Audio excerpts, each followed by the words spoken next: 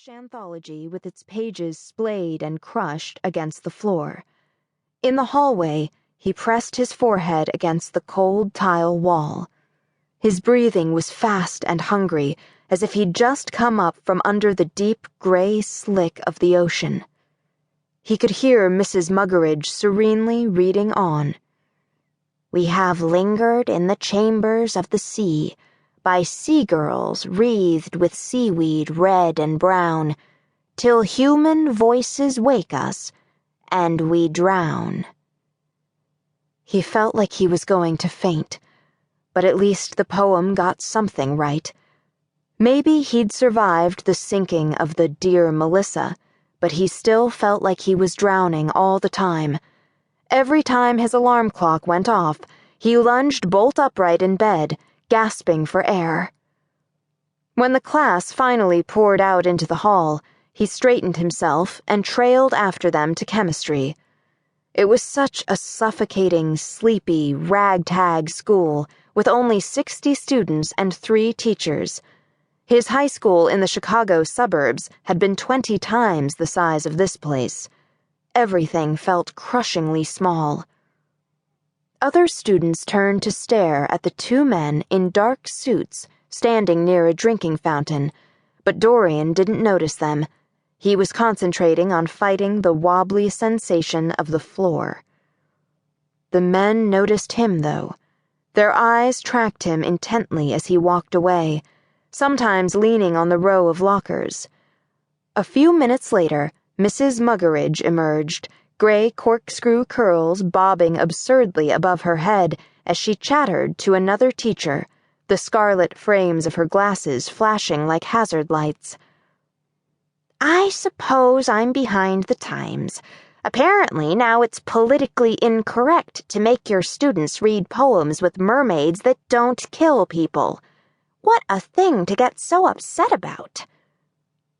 The suited men glanced at each other and followed her.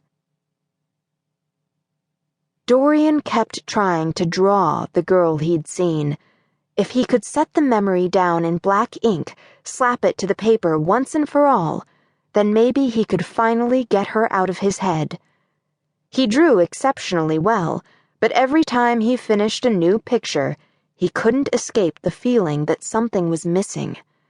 The drawing he was working on now showed a towering wave with a single enormous eye gazing out from under the crest. The eyelashes merged with curls of seafoam. He couldn't understand why he hadn't been afraid at the time. The fear had come much later, after he was obviously safe, and the fits of nauseous terror that seized him were infuriatingly senseless. But when the ship was actually crashing, wrenching up under his feet and people were dying all around him, he'd felt perfectly composed and confident. He also didn't know where the instincts that had saved him had come from. If he'd done even one thing differently, he knew he wouldn't be the sole surviving passenger of the Dear Melissa. He'd be as dead as the rest of them, as dead as his whole family. If he hadn't faced down that girl in the waves, or that thing that wasn't a girl, not really, but a monster with a beautiful girl's head and torso, if he hadn't sung her own devastating song right back at her, then it would have been all over. She would have murdered him without a second thought. But sitting under the cold fluorescent lights of the chemistry lab, he knew that singing in the middle of a shipwreck had been a bizarre impulse. Inexplicable. How had he known? Who would have ever guessed that the way to stop a mermaid from killing you was to sing at her? She dragged him out from the wreckage, swimming away with him clasped in one arm. They'd raced at such speed that the blood had shrieked in his head. The foam-striped water had rushed across his staring eyes.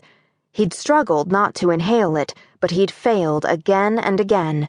Salt burned his lungs, and the cold water in his chest swelled into a bursting ache. But every time he'd thought that he was really going to drown, she'd pulled him up above the surface and let the water hack out of him, fountaining down his chest.